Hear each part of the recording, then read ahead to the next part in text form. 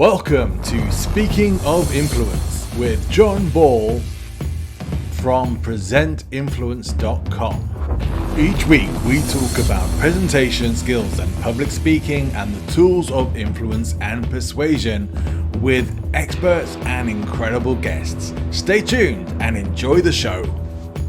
Speaking of Influence is uploaded and distributed to all major podcast networks through Buzzsprout. Buzzsprout is the simplest way to get your podcast started with tons of great resources for new podcasters. You could start your podcast today. Follow the link in the show notes. Welcome. I'm really happy to have my guest today on the show because I've been wanting to talk about humor for quite a long time. So to have been recommended to speak to today's guest was a delight. And when he said yes and agreed to come on the show, I knew we were going to be in for a treat. My guest today is an international Hall of Fame business speaker on inspiring workplace cultures. He travels around the world researching, writing, training, and speaking about inspiring workplace cultures. Amongst other things, he's very good with humor, so good in fact he has a whole book about it called The Humor Advantage. Please welcome to my show, Michael Kerr. Welcome, Michael. Thank you, John. It's a pleasure to be here. Oh, it's an absolute delight to have you on the show, and I really enjoyed getting to know you on the chat that we had before recording as well. And one of the things I want to get from you is explain to us a little bit about your relationship to humor and how you became a public speaker. I'd like to know. Right. Yeah. Well, my background, we were just talking about this earlier. It actually started with me working as a park ranger kind of guy in the national parks here in beautiful Western Canada. And that's where I really developed my love and passion for public speaking, if you will, because I did those campground talks, right? In just ridiculous circumstances sometimes. So speaking to 500 international audience members outside where halfway through your talk a thunderstorm might break out or a drunk would show up, or off to the side here elk would start mating, babies would crawl up on stage. You had to deal with everything and anything. So I really learned the value and importance of humor, doing those, of thinking on your feet, of just being able to laugh at yourself and go with the flow. But I actually got into the business of speaking. My business is called Humor at Work, where I focus on humor in the workplace and workplace culture and inspiring workplace cultures, because I ended up in a position a lifetime ago where I was working in a soul-sucking, fun-sucking, Dilbert-like work environment. And I knew I had to do something different with my life. I knew I was good at public speaking. I loved public speaking. I love being in front of the audience. I love the creativity involved with it, the chance to flex my funny bone, if you will. And because I had this experience working in a soul-sucking, fun-sucking workplace, I decided to make it my mission to talk about how work should not be sucking the life out of you. In fact, just the opposite. We should be inspired at the end of a workday, ideally, and that work not only can be fun, it should be fun if you want to be successful. I've always carried that philosophy with me that if what I'm doing isn't fun, I don't want to carry on doing it. And, I worked for about 12 years for a major airline as cabin crew, and I had the best time. I had a lot of fun. But after about 10 years of that, it was less fun. It was becoming a bit more boring. And I was already trained up as a coach. I was already starting to work with people and wanting to move into different areas. And that was it. I was really just waiting for my time, waiting to make that move, already planning my escape out of there. Didn't make the moves directly into public speaking, but certainly that's been part of my journey too. I agree with you 100%. It's like, if it's not fun, why are you doing it? I'm not one of those people that could sit and spend a lot of time in one of those soul-sucking jobs either. Life is too short for all of that. Well, yeah, that's right, John. That's what I tell audiences all over the world. Look, I mean, it sounds cliche. It sounds a little, motivationally speakerish, but life is short. We will got one crack at this thing, and this thing called work consumes a huge amount of our waking hours, the single biggest use of our waking hours, in fact, and it affects our family life and marriages and our physical and mental health and our identity and who we hang out with and how we develop as human beings and where we live even sometimes. Work has a huge impact on our lives.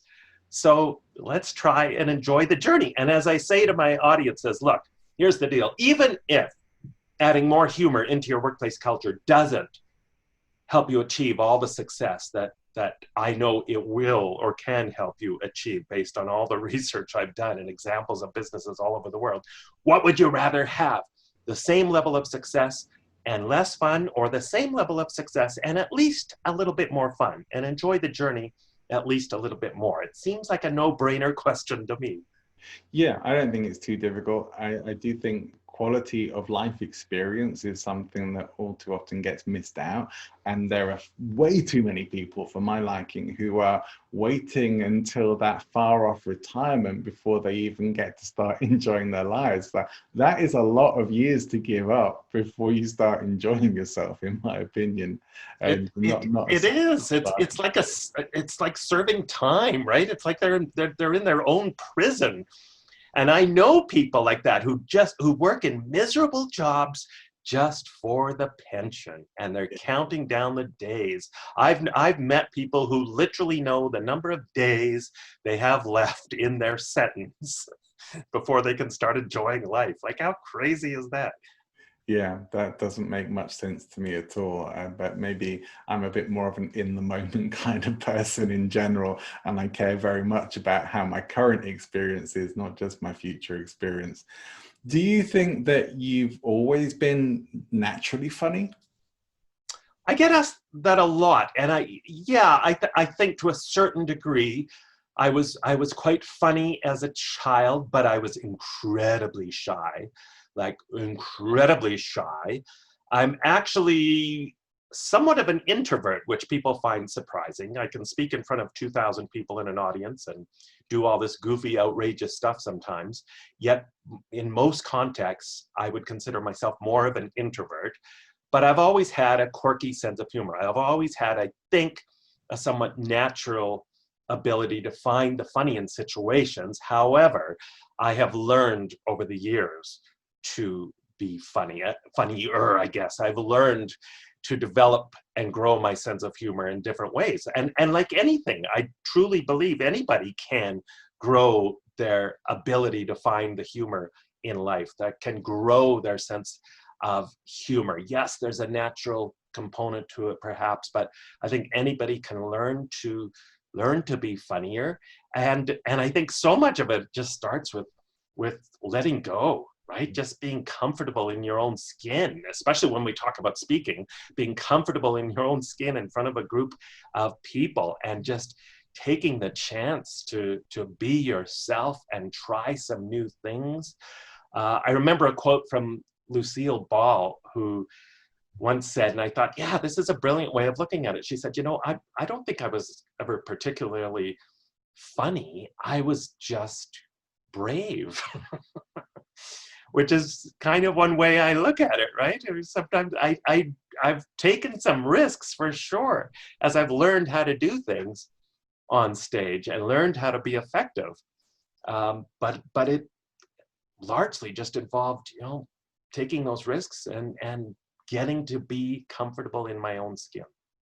Do you ever encounter people with absolutely no sense of humor? Yeah, I think we all probably can think of people who just seem to have no sense of humor, right? But the thing, and I hear this, John, all the time from people when people say, well, I'm just not funny. Like, I'm not a naturally funny person. And yet time and time again, I will see examples of them being funny. And as somebody who's coached speakers, even very serious executives, CEOs sometimes, they'll say to me, I'm just not naturally funny. And then they'll start talking and they'll do something that's hilarious, just largely by being themselves. And I'll say, wait a minute, who is this person? Because that was very funny. Don't tell me you're not funny. You are funny, but you have to find your own funny. You have to find your own style. And so much of effective humor is about just being yourself, being your authentic, true self. Jerry Seinfeld once said, the whole object of comedy is to be yourself. And the closer to that you get, the funnier you will be. So I think everybody has a sense of humor to a different degree. And especially when we consider, certainly my definition of humor, where it's not about just telling jokes, right? And I think a lot of people immediately equate humor to telling jokes. I'm a horrible joke teller. I'm not good at telling jokes. I can't remember them. I botch the punchline half the time. Having a good sense of humor isn't about telling jokes, and it's not even always about being a stand-up comedian. It's about having that broader perspective on life, about being able to find and appreciate the funny things that happens out there, and especially about laughing at ourselves more and laughing at those things you have no control over. One of the things I say to my audiences all the time, and especially to remind the serious people who may not be viewed as having much of a sense of humor, is I remind them that there's this great irony in people who take themselves overly serious. Because people take themselves seriously and in the hopes that everyone around them takes them seriously, when the reality becomes, no, we're not taking you seriously because you're taking yourself so bloody seriously. So it's about, more than anything else, just learning to lighten up a little bit and laugh at ourselves. It's interesting because recently some feedback that I was given about some of my podcasts and video stuff is that a lot of it seems very serious, and from some people who know me and said, you're not generally very serious kind of guy, you're very light and humorous, and that's not coming through in a lot of the things that you're doing right now. And that gave me a pause for thought, where I thought, yeah, I'm maybe not being 100% myself, because for me, humor is part of my identity. And not that I think I'm like a wacky, zany kind of guy, but I love humor. I love making people laugh. I love, like you say, finding the jokes and the humor in things. I was interested as well with what you're saying about telling jokes, because I think even most of the best comedians don't really tell jokes. They tell stories. They tell things about their lives, or they observe things that other people are doing that maybe are a bit ridiculous, and they spotlight them or put them in a way that really highlights the ridiculousness of certain situations or events. And so for me, that's where humor really lies, far more than in just being able to remember and tell some good jokes. Yeah, absolutely. You're bang on. It's about those everyday observations and weaving in those everyday stories to find the humor in those. And you touched on another point there too, John, that I want to circle back to about maybe sometimes coming across more serious than you naturally are when you do these. And I see that all the time as well, especially coaching senior leaders in business, where off stage, they're very funny, they're very charming, they have this great sense of humor, and then they get up in front of a group of people and all of a sudden they're in speaker mode and their whole persona has changed. And I think it's from this false belief that they have to now be a little more serious, they have to be professional because they're doing a speech in front of a group of people, and they leave their personality off the stage. Yeah, funnily enough, people who've known me over the years have sometimes said, oh, I think you should do like stand-up comedy or something like that.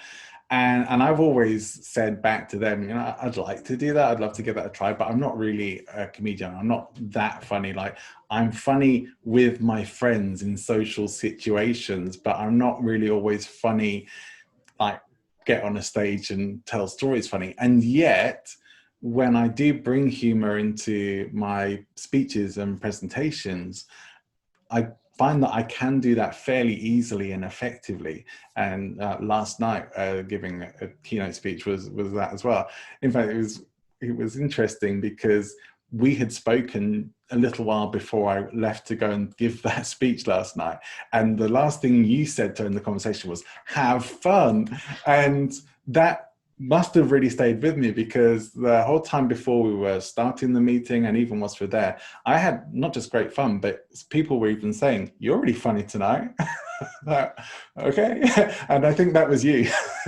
Oh, that's awesome. Thank you. So thank you for that. That's so great to hear. And, you know, I give myself that own internal advice before I go on stage and speak.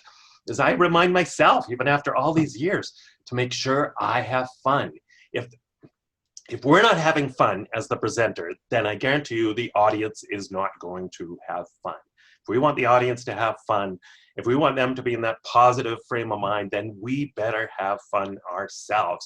And I know over the years, those talks where I've struggled a little bit, where it's felt like I'm swimming upstream, it's because something happened or something got into my head where I either started taking myself a little seriously, or I just got in my own head, in my own space, got in my own way, right? And forgot the importance of just relaxing and having fun and being in the moment and remembering that this is just nothing more than a conversation with a group of friendly people that want to hear what you have to say. You know, stuff's actually clicking for me whilst you're saying these things, because when I refer to that, having said in the past that I'm more of a funny guy with my friends in social situations, I think the reason for that is exactly because that's where I feel relaxed. That's where I feel comfortable, so I can let go more. And that's the only reason really why I'm funnier in those situations than I think of myself in other times where I'm not so relaxed and not letting go. So yeah, there's a real truth to that. And that I've learned something just from talking to you. I've learned something about myself and that I can use and has real value. I think that's fantastic. One of the things with humor particularly is that a lot of people do think it's hard to do and they can't do it. How can someone who thinks that they can't do humor then get started? What process would you take them to help them start finding their funny bone? Yeah, a few things I would suggest. One is, again, going back to that notion of laughing at yourself, is to literally write a list of things that you can laugh about safely in terms of yourself. And the reason I say safely is you want to make sure if you're speaking on a certain topic, if you want to be perceived as an expert in some area, probably don't make jokes about how, let's say you're doing a talk on sales. So maybe not the best idea to joke about how you just suck at sales. You're the world's worst salesperson, right? Because it's going to harm your credibility. But if you can laugh at things that you have no control over, like your receding hairline. I do lots of humor around my hair because I mess up my hair. We can maybe do this at some point. I mess up my hair into this crazy rat's nest, stressed out guy look. So I make lots of self-effacing jokes about my hair. Or when I mess up on stage, having fun in those moments. So as a starting point, just thinking about some of those things that you can laugh at, that you can bring a little humor into your presentation about yourself, but also just those funny, sometimes embarrassing stories that you can share with your audience. And those can be really effective because not only does it help you come across as more relatable to the audience, it helps you come across as more humble, and it sends that message. If you can deliver an embarrassing story about how, for example, you got started in whatever it is you're speaking about, then it sends a really powerful message. The message being, hey, I started way down here at some point in this area. So I know what it's like. If you feel like you can't do what I'm talking about, well, listen to this story. So for example, when I do talks on presentation skills, I talk about this just horrifying early disaster I had when I was in my early 20s, when I hated public speaking.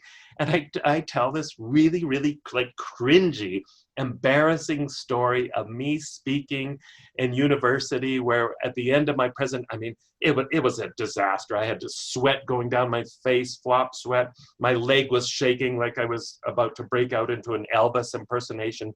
Somebody actually whispered from the front row, John, "Look at his leg," because I was shaking from nerves so badly, right? It was humiliating.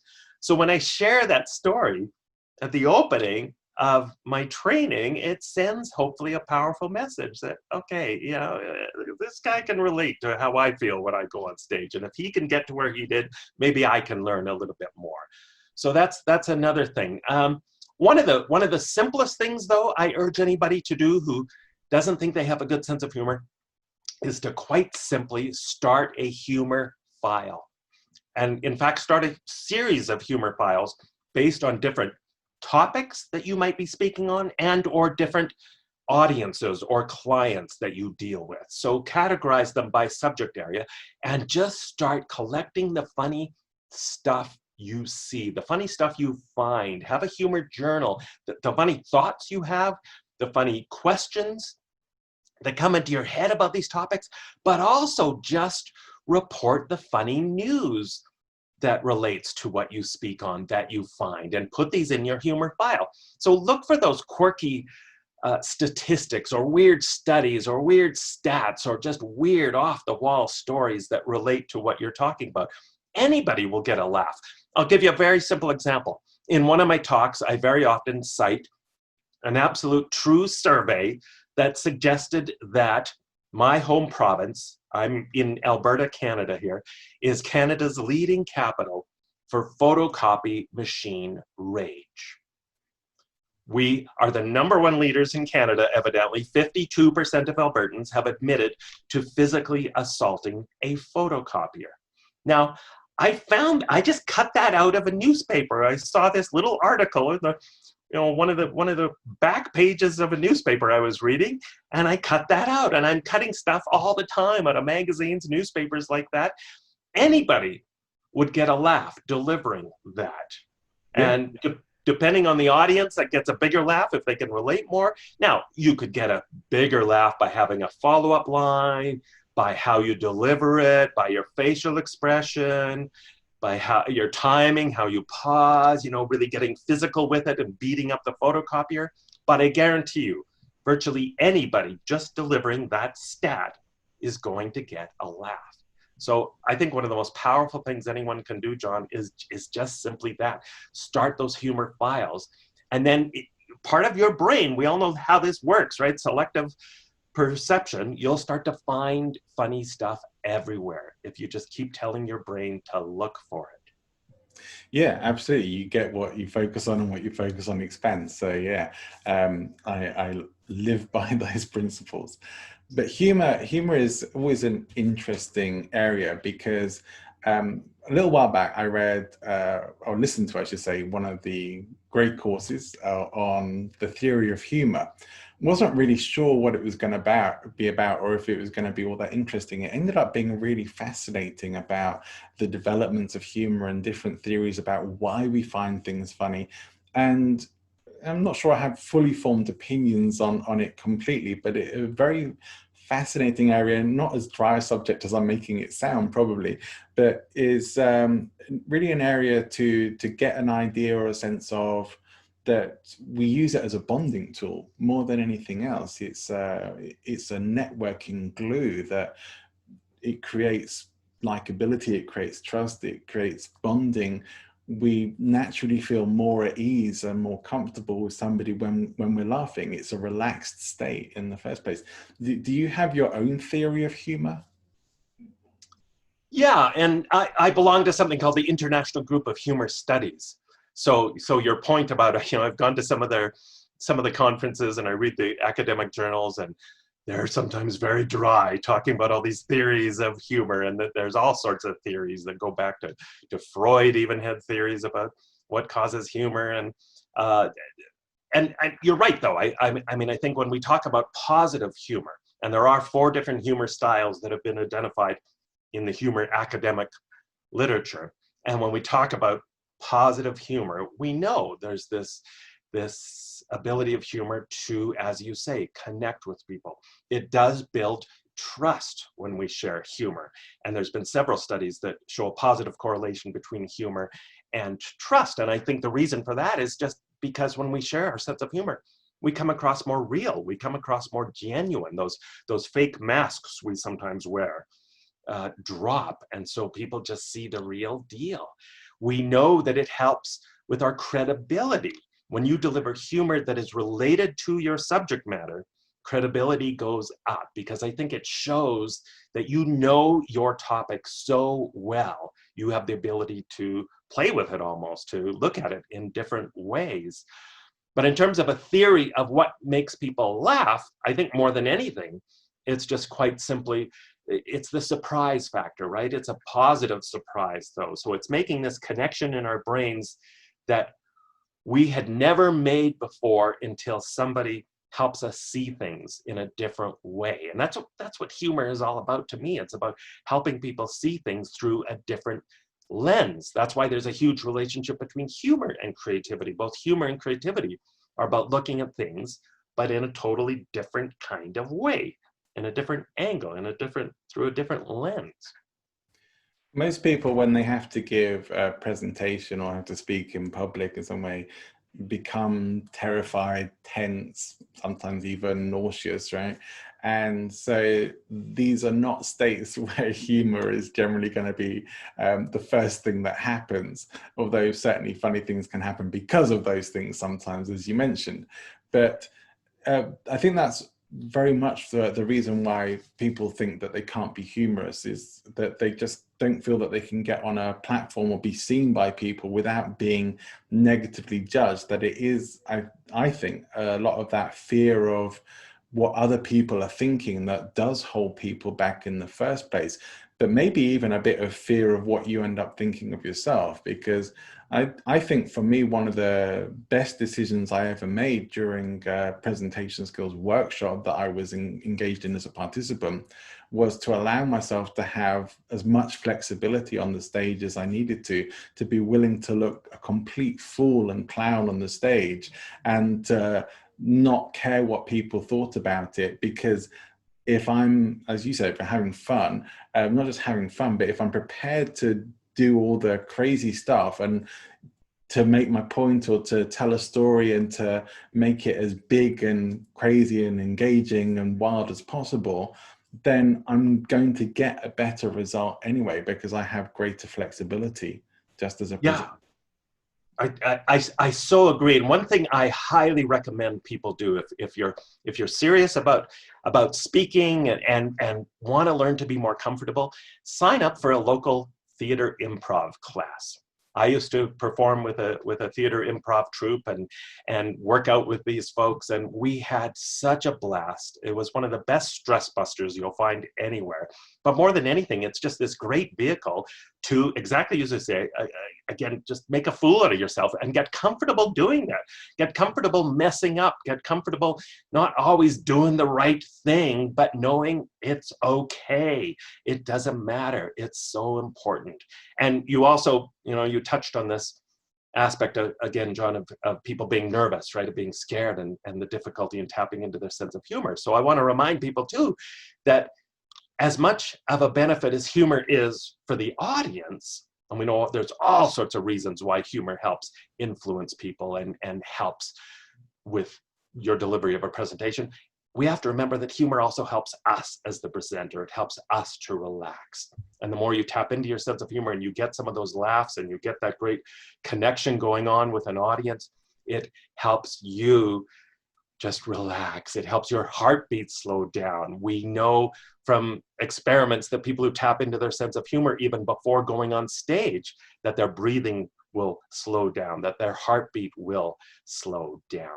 But it's getting out of your skin. You remind me too of the aspect of judging yourself, right?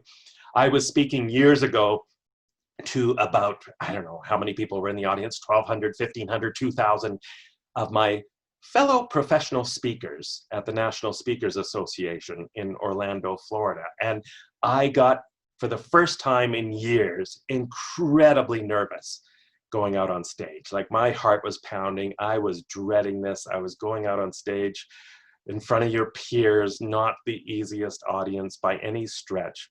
And so the way I relaxed myself is I thought, you know what, I'm gonna do this very simple humor technique of flipping it around, looking at things through a reverse lens, as I sometimes call it. So I came out on stage and my opening line, excuse me, my opening line was, wow, you must be so nervous right now, being an audience at a speaker's convention.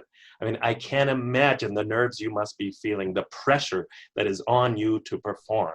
But I want you to know, I'm not going to compare you to my other audiences. I'm not going to judge you. I'm not going to go into the washroom with the other speakers and start, criticizing what a poor audience you are, right? So I totally flipped it around. It got huge laughs, and it relaxed me and just gave me that moment to slow down my breathing and get comfortable in my own skin.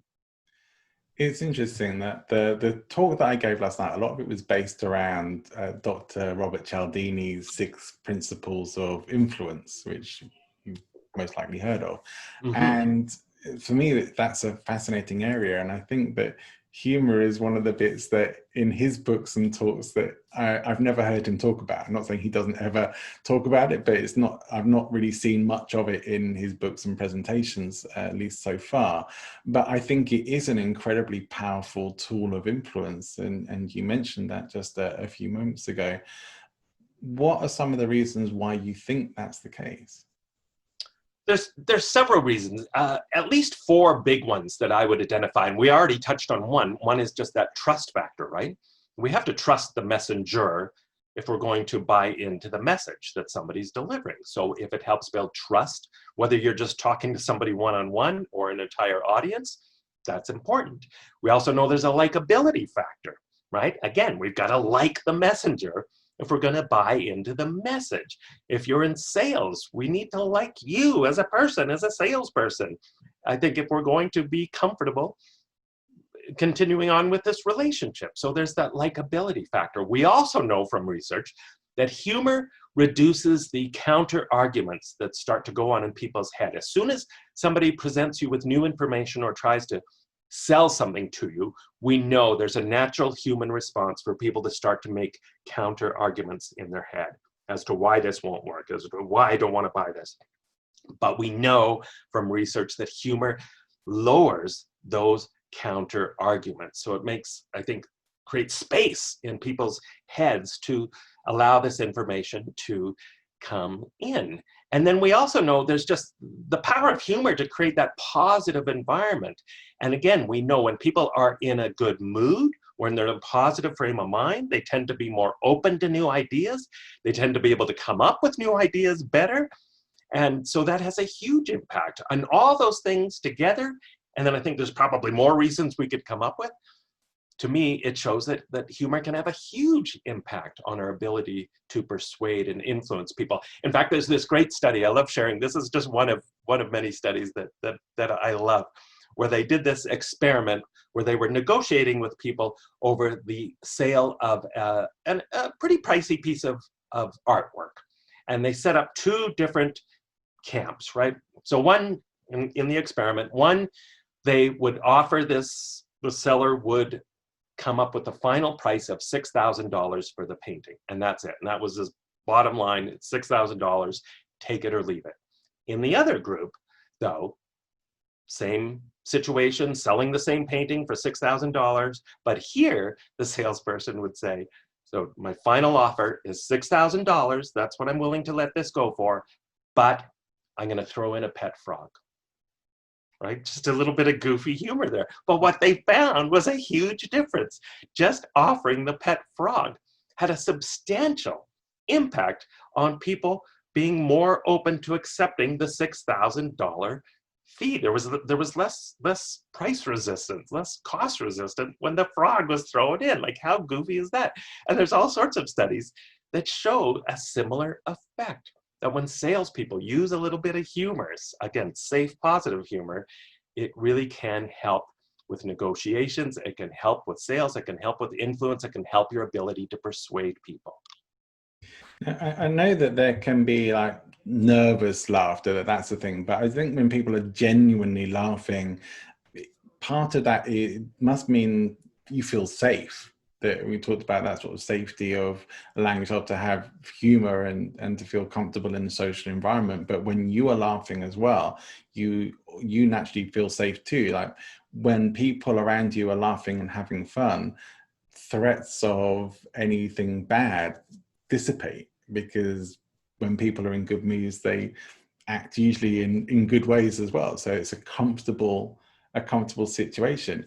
Whilst you're talking, I was kind of thinking, is that the whole reason why the Batman creators created the Joker? Is that huge contrast between the person making you laugh who is actually attacking you, which is something that shouldn't really happen? It's like, that really makes a lot more sense to me than it ever has before. But it's crazy realizations that just come up. Neurons are firing. But I love this idea that it creates a deeper level of trust, and that people clearly have been investigating that it can make a difference even in a sales environment. Are there any particular strategies that you've seen people use just masterfully, or that you have knowledge of or used yourself to add humor into those situations? Into a presentation situation, John, or just or sales presentation situations? Yeah, well, we can talk about all sorts of, there's tons of ways to add a little bit of humor. So if you want to dive in and talk about some of those, let's go in there. There's all sorts of ways, and that's what I want to remind you of, folks watching this, that there isn't just one or two ways, and again, that it's not talking about telling jokes, right? There are so many different options you have to slip in a little bit of humor. So, everything from just dirt simple ways, such as adding some funny quotes into your presentation. Now, when I say funny quotes, though, don't get caught up in using the same quotes that everybody uses. Here's what I like to do, look for unusual sources of quotes. When you're watching TV, I mean, you just referenced Batman, right? So does Batman say something funny about the topic you're speaking on ever? Quoting Batman is a little bit different than hearing another quote from Mark Twain or Winston Churchill for the 8,000th time. Or if you have a crazy family character in your family who says memorable things, weave them into your presentation. Your Uncle Charlie, or you've got a 5-year-old at home in your midst, then use them and quote them. There's simple ways of adding humor from just using props. And I'm a huge prop guy. So I have a huge table wherever I speak, a 8-foot-long table full of props that I use to bring stories to life, that I use just to engage people in a little bit of a different way. So I've got everything from funny, I've got funny, goofy hats that I wear, always with a point, right? So I talk about this, where I talk about people just, taking values in their workplace at a very superficial level and not being serious about them. So all sorts of goofy props that I have. I talk about, the need to laugh at ourselves, and sometimes laugh at our when we do those bonehead mistakes that we all do, especially as speakers sometimes. I use these crazy sound makers sometimes. If I want to add a little sound effect, all sorts of different sounds here you can do with this. For example, you need a little thinking time.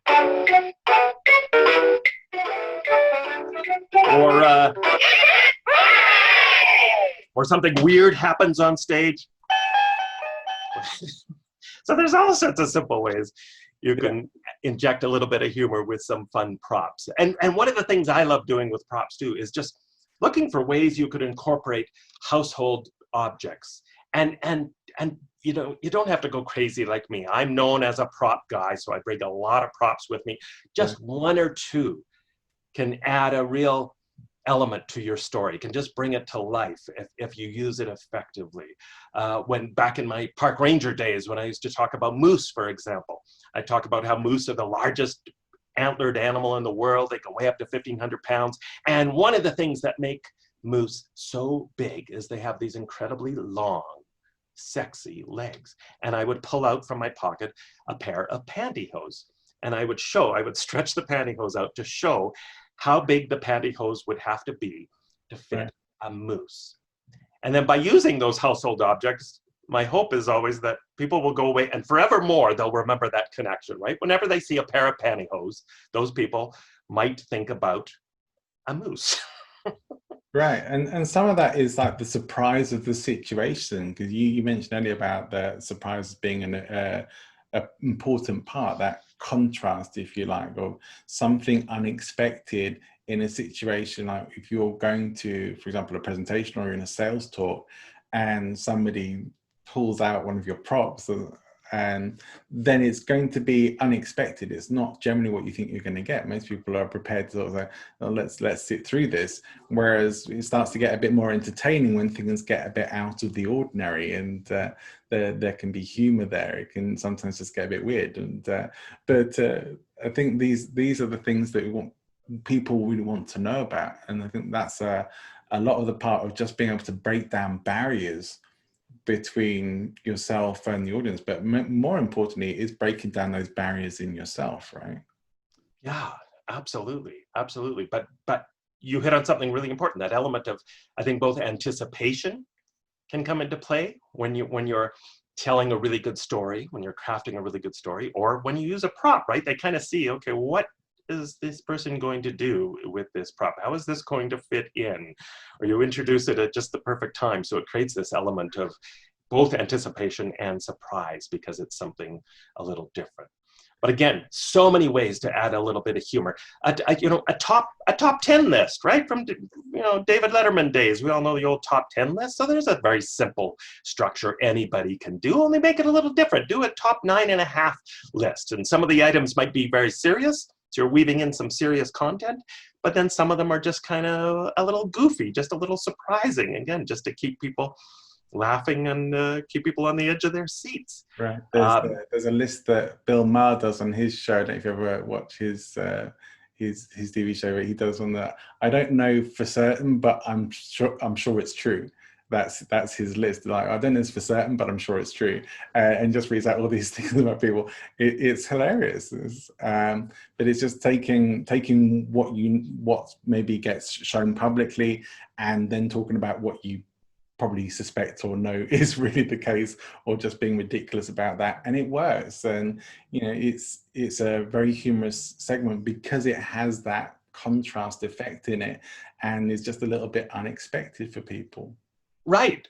And that contrast thing is a really important element of adding humor too, right? You can use some simple frameworks to help you find the funny with your topic. So everything from the good news about this is blank, but the bad news is, and then just go crazy and something that's just totally different than that. Or exaggeration.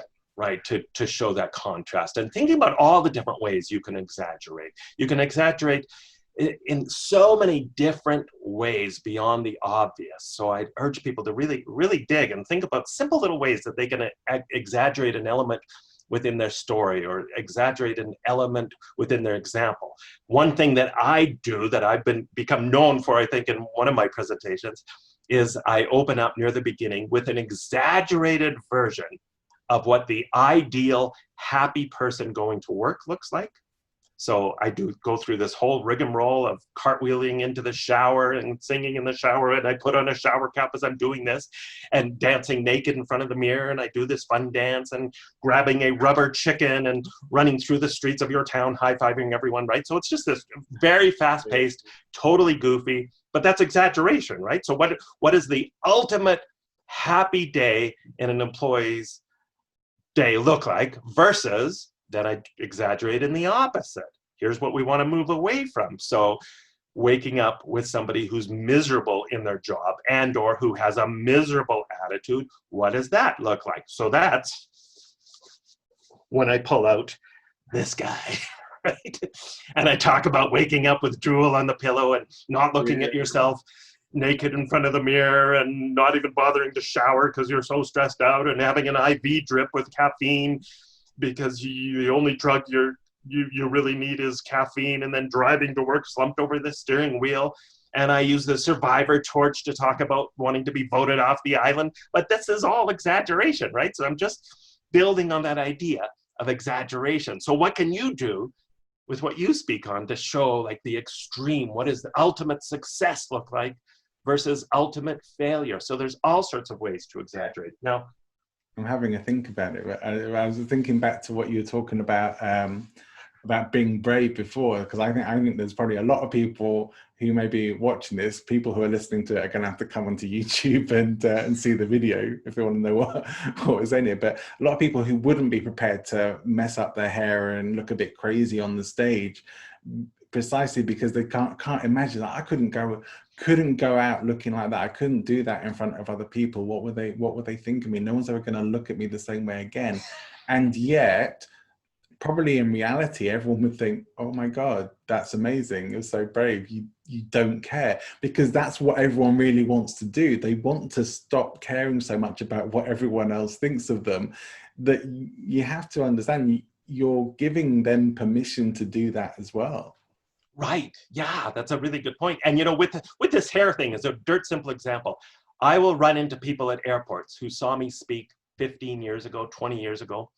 And one of the few things they'll remember about my talk still after 20 years is, I remember your hair. I remember you messed up your hair. And it was just crazy, right? Because it's when we make things visual, people remember that. They will remember my goofy fun dance as well. And your point too about being willing to do that. I want to go back to my early days as a professional speaker. I'd done maybe 2 or 3 talks and I was funny, but just kind of funny, right? I had pulled back on my true self, on my true persona, because I fell into that trap of thinking, oh, I'm a business speaker now. I've got to serious this up a little bit. I've got to be professional here, right? So funny, but not outrageously funny.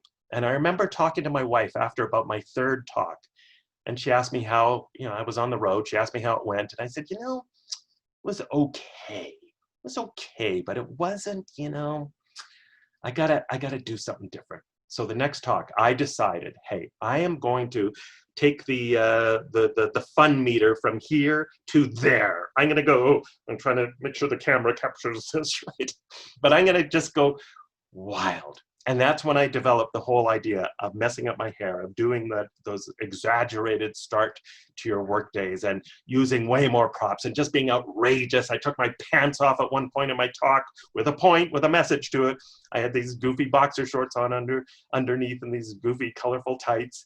But I just went crazy. And I said to myself, okay, either it's gonna work or it's not. And what's the worst that can happen? It doesn't work. Well, I embarrass myself in front of 200 people in this town I'll just never come back to for the rest of my life, right?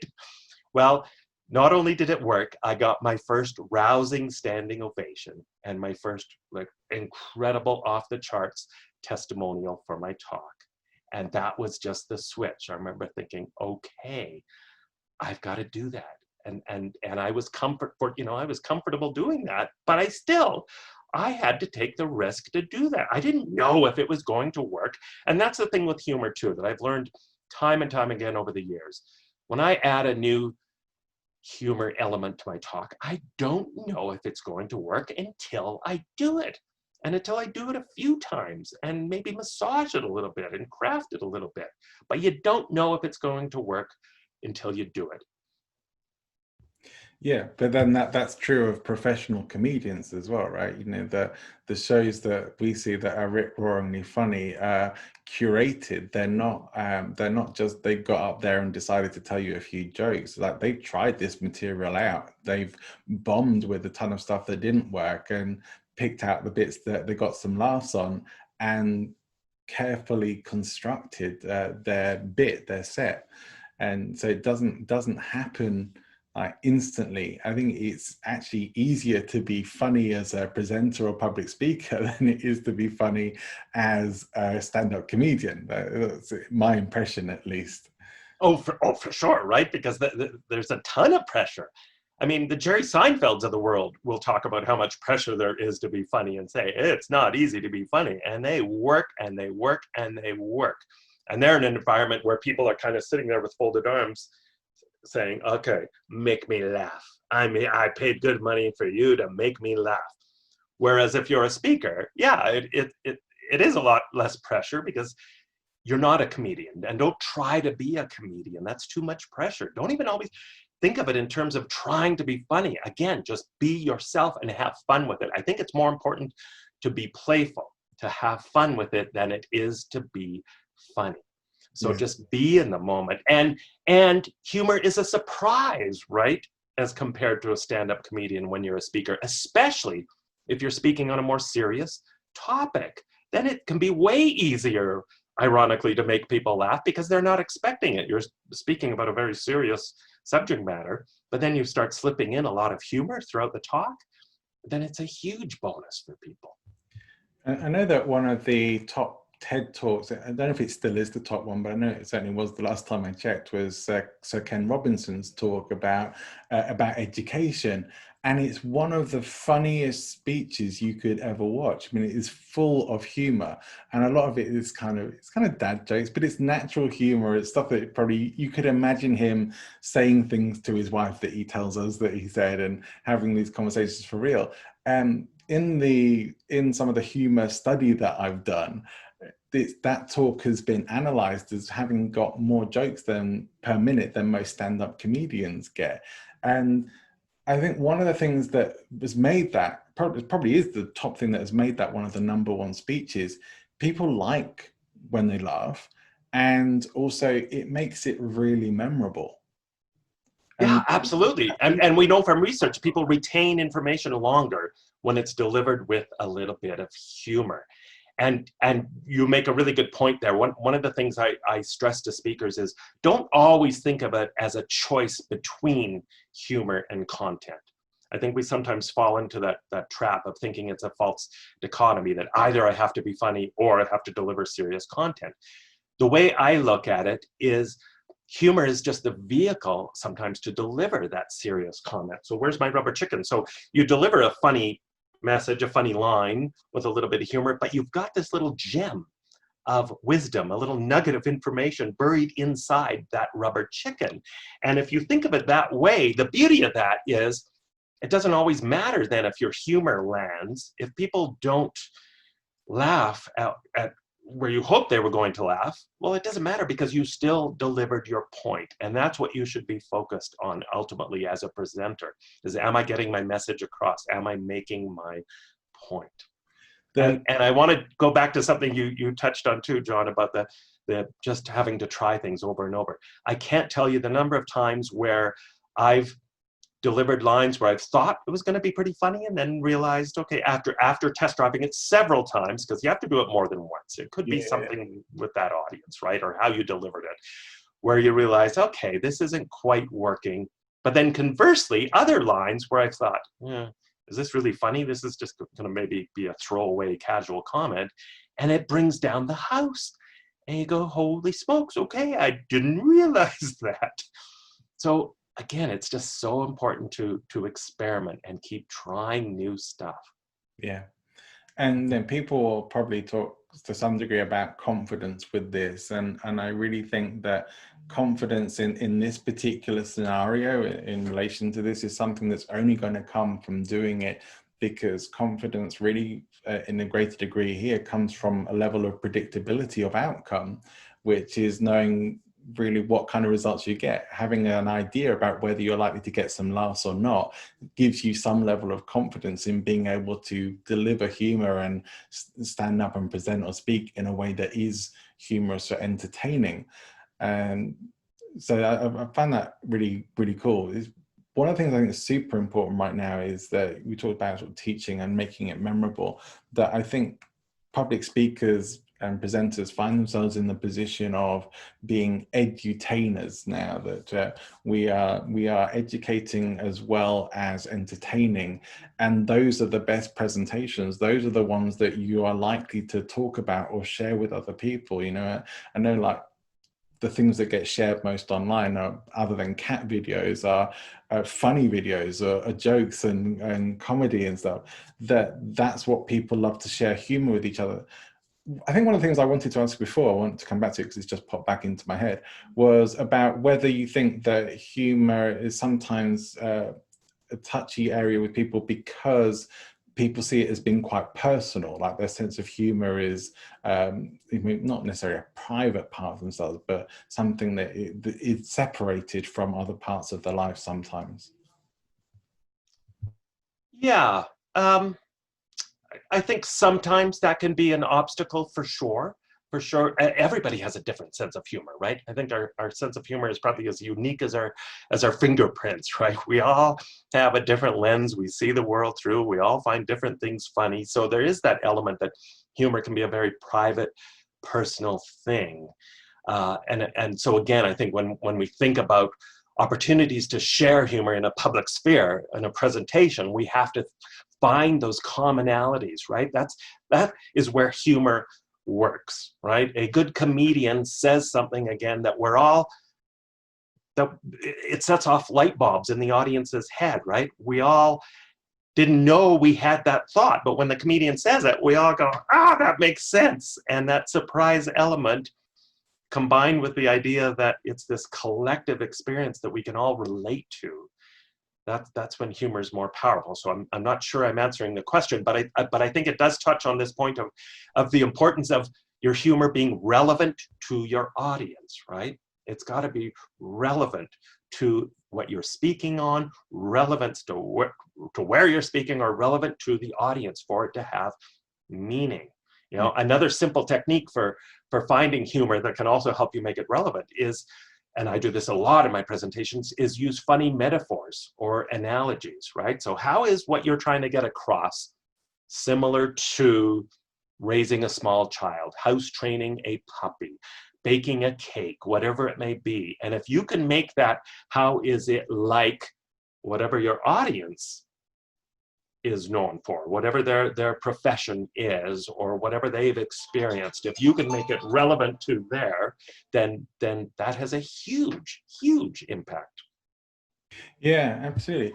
Well, one of the things that I was thinking about was that, and I have talked about this before, but is that when I first came to Spain, a lot of my humor didn't really work so well with Spanish people. I have a fairly uniquely British sense of humor, and most of my jokes, because I do tell jokes sometimes, are absolutely filthy, and they just, many of them just didn't get understood or appreciated in Spain, because different sensibilities, stuff that I know would land with an English or British audience, that just doesn't really land always with Spanish people. Some less hits than I would normally get in that kind of sense. You've spoken internationally, and this is one of your big themes. What other things that are perhaps more internationally funny, and where have you noticed perhaps the biggest differences?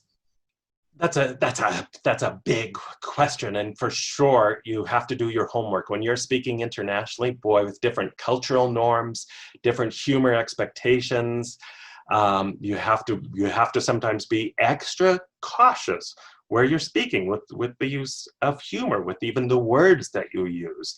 So again, I always go back to the importance of laughing at yourself. So I will make sure I am the punchline for most of my humor, to make sure it's safe. Recognizing that even in some cultures that might be considered, oh, he's putting himself down. He's laughing at himself. Is that really appropriate? And I think it's a matter again of really doing your homework and finding that common humor that we can all laugh at regardless of where we live. But it can be very, very different depending on where you're speaking. I did 3 weeks worth of training in Iran, for example, and the humor was very, very different that I had to practice, right? So. Yeah, I can appreciate it comes with its own unique challenges. I guess I was kind of thinking as well that with humor being so different in so many different places, that's potentially quite a lot of work to do to be able to remain funny and relevant in that sense in front of your audience in different environments. And it's just sort of, I'm thinking about things that I haven't even got planned in my schedule, thinking, oh, I need to do some homework in advance of that, which is always a good idea anyway, always to check out things. But humor can be great when you can actually bring in personal things. And I know that a lot of the public speaking presentations will talk about bringing something personal to that organization or the group that you're speaking to that maybe outsiders wouldn't necessarily know about. That requires a bit of advanced preparation for sure. Right, and one of the simple things anybody can and should do is just ask questions of audience members that you're going to be speaking to. If you are going into a different country, then find some people in that culture, in that country, that can give you some feedback on what's might work, what might not work, what might be considered a little offensive that maybe is okay in your own country, in your own language. Of course, you have to be careful with wordplay when you're speaking in different languages where English might not be the predominant language. But for sure, if you want to make it relevant, which is so key, you've got to do that research and ask. And in terms of just going into, say, a client, into a business, that's one thing I always do, is I will ask them for examples of humor that I can weave in. What do you guys find funny? Is there an acronym you all joke about that you use in your workplace that everybody will laugh at or roll their eyes if I slip it in a certain place? And we know that that insider humor is always the more powerful humor. That's why you can see, Bob from accounting get up and be the MC at an event and just bring down the house with his humor. Well, I'm sitting there going, what is so funny about this? It's because I'm not part of the inside club here. I don't know the references that he's making. But these little inside references are hilarious. And so the more you can get on the inside of where your audience is at, one of the things I do is reminds me too of the importance of opening with a bit of humor and finding that relevant humor to open with. So when I'm speaking at an event, I always arrive early. I always listen to the earlier presentations before me. I'll listen to the CEO present the morning of a talk that I might not be doing till the end of the day. And then if I can weave in something, especially at the opening, that the CEO referenced in her talk in the morning, or something funny that happened, wow, that just brings down the house, because it's relatable. It's again that inside humor, and it shows that you were there, and they're surprised that you were there sitting in on it. There's so many benefits to doing that. Yeah, there's a tribal element, really, then, isn't there, to humor in a great degree, because we mentioned earlier about it bringing us to this feeling of connectedness. But when we laugh at the same thing, like we like people who are like us. That's one of the basic premises of rapport. So when we're laughing at the same things and we see other people laughing at the same things, they become our kind of people, at least at that time. Right. We just become one group of people, right? Which that's what laughter has the power to do. That shared laughter. That's probably why laughter is so contagious, we know, right? We laugh more in groups. And you reminded me too of something really important I want to get to, that, we didn't circle back to the importance of just telling stories to get your point across. Now, it's so important that your stories have a point, that they have a message that's really, really clear, that you don't go off on all these side trips. There's an old humor saying, levity is brevity, or brevity is levity. So the shorter you can make a joke, the tighter you can make your story without losing anything in the telling, the more powerful it is. But I want to get back to that notion of being relevant with your stories, because one thing I hear from speakers all the time is, why don't you have good stories? Like, I've never climbed Mount Everest. I haven't swam across the Atlantic Ocean or trekked across the Sahara Desert for 6 months, right? I don't have good stories. I want to remind those people is, neither has your audience, for the most part, done any of those things.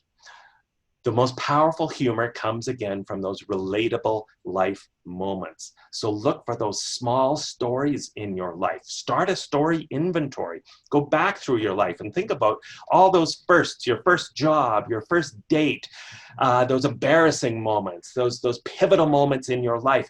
And it is those small everyday stories that can sometimes be the funniest, but also the most powerful in making a point.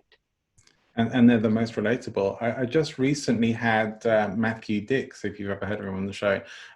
He has an amazing book called Storyworthy, and he's a guy who's won the Moth Championship several times in the US, and I think 48 times he's won the Moth Championship and 6 times the Grand Slam. And he is a master of storytelling, and he was telling me he has done some stand-up as well.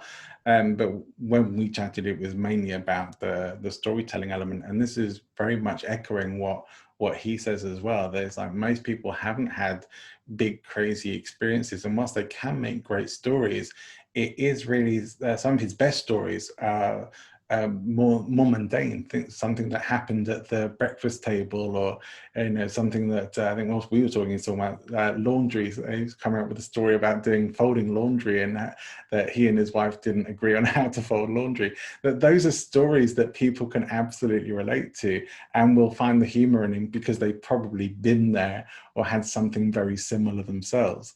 And those are some of often the best stories that you can use, where the humor isn't just in your story, it's in their lives as well. Yeah.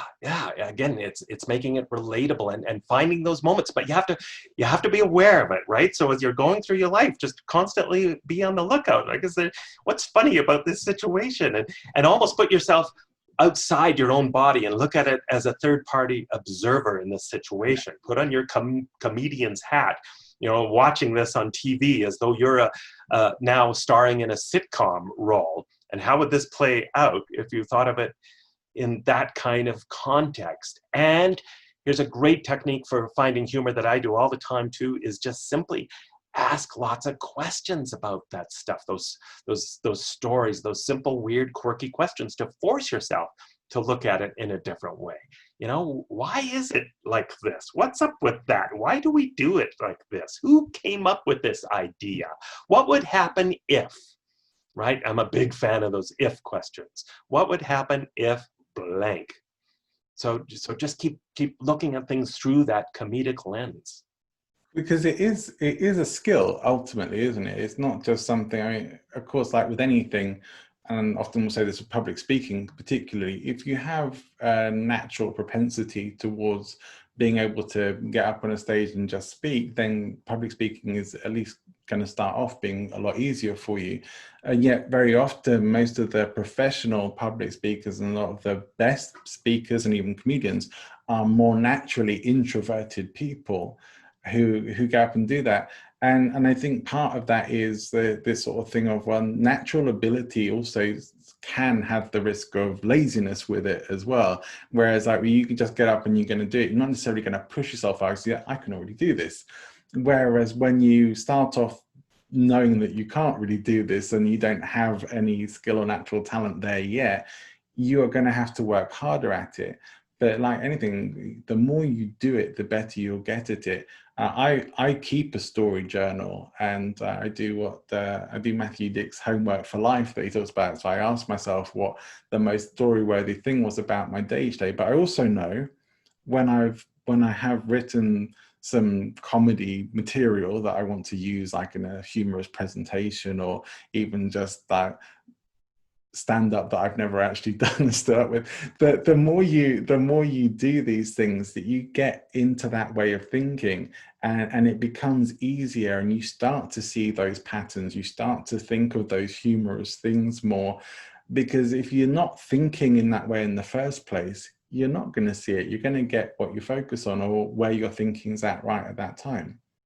Yeah, absolutely. So important. And like you say, it really is practice, and anybody can learn that. In fact, I've read a few studies that suggest that, and this is one of my favorite things to do, is one of the fastest way to grow that kind of global sense of humor, from that global definition of sense of humor, is to practice looking for the accidentally funny stuff in the world, the unintentionally funny stuff. That helps you, I think, grow your sense of humor, because it helps you practice looking at things in that skewed way, that kind of golden retriever, quizzical kind of way. And by accidental humor, I mean those funny, those weirdly worded newspaper headlines where you go, did they mean to write that? Or those funny signs. There's a gas station restaurant, for example, near where I live, and I always laugh when I go by their highway sign, because it says, eat here and get gas. Those kind of things, right? When I was a manager in the government a lifetime ago, I got somebody phoning me up doing a survey, and they asked me this rather weird question. Mr. Kerr, I need to know the number of people in your department broken down by sex. And I remember pausing for a moment, the golden retriever head kicked in, that, oh, I don't think I'm allowed to ask people that question, right? So look for that stuff and collect it, and you will find the funny everywhere. Yeah, well, one of the things that I noticed, and I shared this when I was talking with Matthew Dix a few weeks ago, was that from writing my stories each day, my most story-worthy thing, I start remembering other stories. I start having memories of things that I had long forgotten about. Stuff starts coming back to you. And I have a feeling that, because I'm now going to add a humor journal to my story-worthy journal, and to keep, because I want more humor, I want more fun and more jokes and more humorous stories as well. And I'm sure I'm going to start remembering more humorous situations or events or things that, the things that you wish you'd written down because it was so funny at the time, and then it kind of gets lost. What was that? I know it was so funny, and it just doesn't come back to you when you want it. And just being in that mindset allows more stuff to come back, that your brain, who knows how it really works, we haven't got too many clues on that, but your brain will start to bring stuff back to you. Yeah, absolutely. And again, I want to stress it's so important to collect all that stuff. I cannot tell you the number of times where I've collected things, put them in my humor files, and they've sat there for years and years until the right opportunity came along, the right audience. I thought, beautiful. And I can just go to my file, because I've got everything cataloged by keywords and by different audience types, again, different subject matters. And I pulled out this gem of a story that was just perfect. But otherwise, it would have just sat there for 5 years. So you never know when something you collect is going to be useful to you. Yeah, I've always carried a notebook around with me for exactly this reason, so that I can jot something down. If I have to, I'll voice record it on my phone, but things are too easily forgotten. Our brains are too fallible, and it is that painful thing. We all have that experience of knowing something or trying to remember something, and it's kind of there, but it's just out of reach, and you can't pull it back. And that sometimes just in a moment where you let it go, it can come back. But I think if you're actually in a habit of thinking about those things, maybe it's just re-strengthening those neural pathways. Who knows what it is? But the stuff starts to come back to you. And if you don't keep track of stuff, it's painful. It's painful to lose inspiration and ideas that you've had. And we all have, right? We've all had great ideas and great moments while you're walking along somewhere, or whilst you're in the shower or whatever. And by the time you're done, you can't remember it. What was that great thing that I was thinking about? So yeah, being able to record in some way what comes up for you is a really, really useful tool. Yeah, so important. I guarantee you, any good comedian has a journals that they fill up on a daily basis, probably scribbling down ideas, seeds of ideas, right? Some unformed jokes, just something there that they're going to go back to. But they keep humor journals and religiously write stuff down in them, day in and day out. There was something you said before about that I just wanted to come back to, about having people laugh at you, because I think that's one of the biggest fears that people have. And I think that's often one of the biggest fears about public speaking, let alone trying to be humorous in public speaking, that people are going to laugh at them. That when you do anything that puts you in view of other people, that not just that they're going to judge you, but they may actually laugh at you. That could be one of the worst, almost cruelest things. And yet, when you flip that around for yourself and invite people to laugh at you, the joke is never on you. Right. And I think the key little word there, change, is instead of feeling like people are laughing at you, you're creating an environment where people are laughing with you now. If you're in on the joke with them, right, then you don't feel that anymore. You're not being laughed at, you're being laughed with, right? And it's a totally different mindset and a different feeling. Who are some of the people that you look up to or have looked up to over the years in terms of humor and maybe even presenting with humor? Oh boy, that's you're putting me on the spot here, John. Well, I certainly have so many favorite comedians that I just love. I mean, I love, I'm a big fan of Jerry Seinfeld and his just kind of simple, clean, observational humor. I love comedian Stephen Wright, with his deadpan humor, right, where everything he does is just deadpan and part of that persona. Hard to think of more. I should have prepared you for that question. Yeah, no, it's okay. But who I really admire too are the people who can weave, and some of them aren't famous people, but speakers I've seen over the years, scientists, for example. Scientists, and they're focusing on content, but they have developed the ability to communicate that content in such an engaging, entertaining, humorous way. Those are the people that I really, really, truly admire, and that I've learned from myself over the years.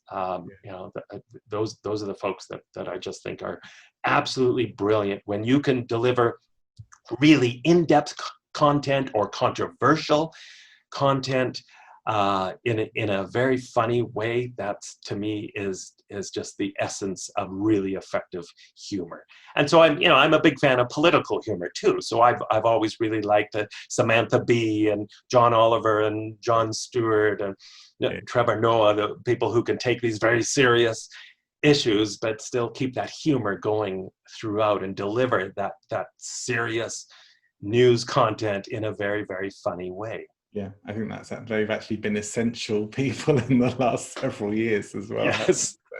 That's very important. But it's funny that I think that's a whole, at least podcast or series of podcasts in itself, about information through humor, and how I think maybe it's more obvious in the US than perhaps in other places, but where a lot of the real news is coming from humorists rather than from news networks that are nearly all opinion pieces and panels, and the news isn't really it's all wrapped in outrage and arguments and Right. another form of entertainment, really, but people aren't really remembering the news because it's there's too many things happening and it's all being blown up into the biggest thing ever.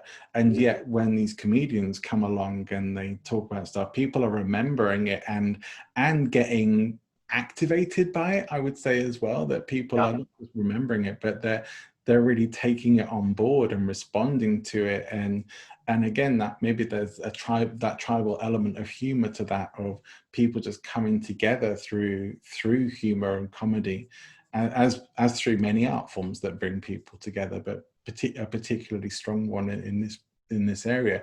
I think that's a fascinating area, maybe a bit outside of what we've planned to talk about today. Well, but it ties back to that whole issue of trust too, right? Because I've read several studies that talk about how a pretty substantial percentage of people trust those comedians more than they trust the news outlets for where they get their news from.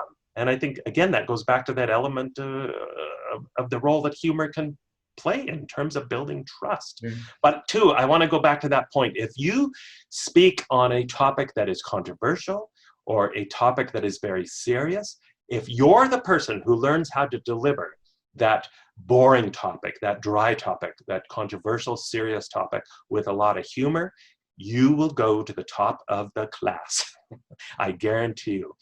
And so that's a challenge I give to everyone. Again, it doesn't matter how serious you think your subject matter is. There are always ways to weave in some humor.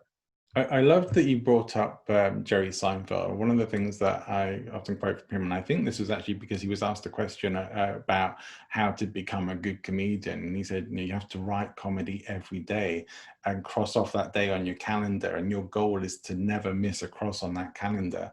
That's advice that gets used a lot in the personal development industry now for creating habits and forming habits. But I think it's a very solid piece of advice, and relates to some of the stuff that we talked about. Like, this stuff needs to be practiced, and that's how you get good at anything, is always practice. Well, and it's a game of numbers too, right? Because as Jerry Seinfeld will say, and all those comedians, they write thousands of jokes for the very few that actually make it and make it big, right? They will write hundreds and hundreds and yes, thousands of jokes. And of those thousands of jokes, there might be 20 that make it onto a big performance. Far too many people expect to be good when they start, and if they're not, or if it doesn't happen quickly, which it rarely does, then they think they're no good. They think they can't do it, and yet the skill comes from sticking with it and pushing through that when most people would give up.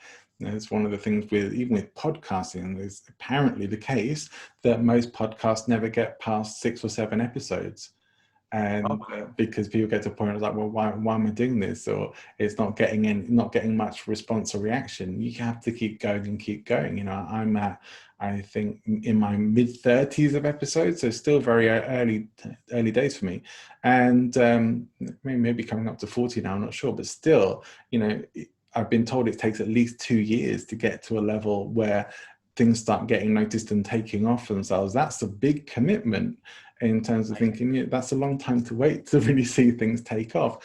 I'm prepared to do it. You know, it's not what I'm doing the podcast for. What I'm doing this for is having these conversations and hopefully getting to share that with as many people as possible. That's the goal. That I hope if I'm enjoying the conversation, that other people are too. And that generally seems to be the case. And slowly but surely, the audience is building and growing up. But it takes that stick with it thing that I think, you know, far too many of us don't really want to do. We want the instant stir and you know, add water and stir and it's done. And life just isn't like that. No.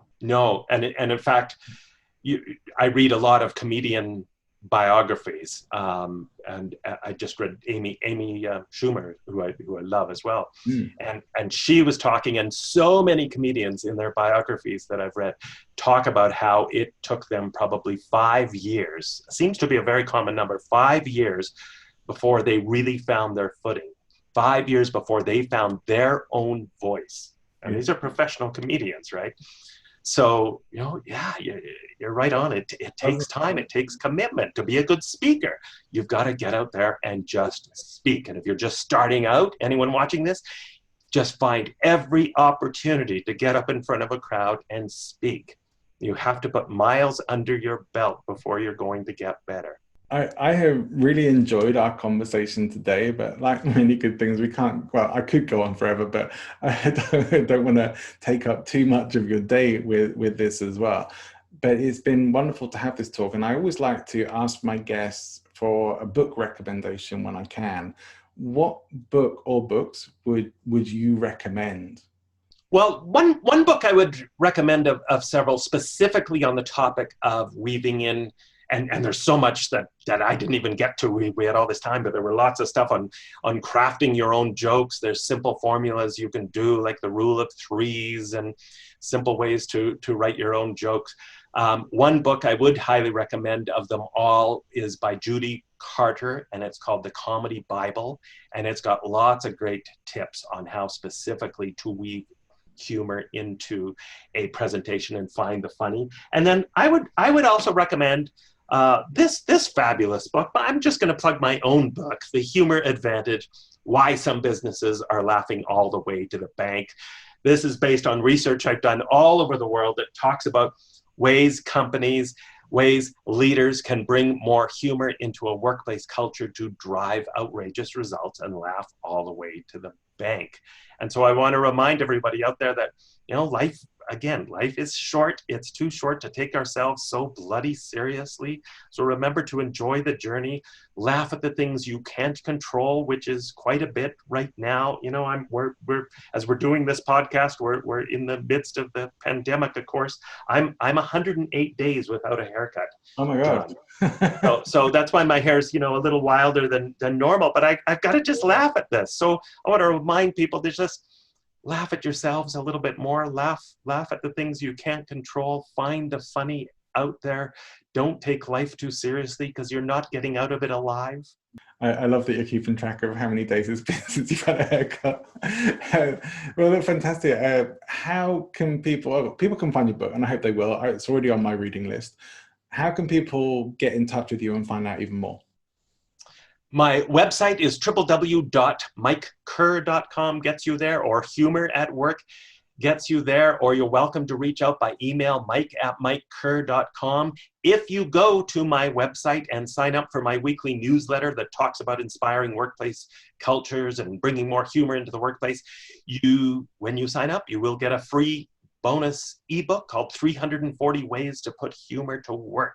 So there's some ideas right there as well. But do reach out. I'd love to hear from you. Love to hear your questions, what you're doing to bring more humor into your life, your business, or into your presentations. I'd also invite you, I'm very excited about this. I've got this rocking new, brand spanking new culture leadership online course to help leaders, anybody interested in building a rocking, great, inspiring, fun workplace culture. So I invite you to check that out as well.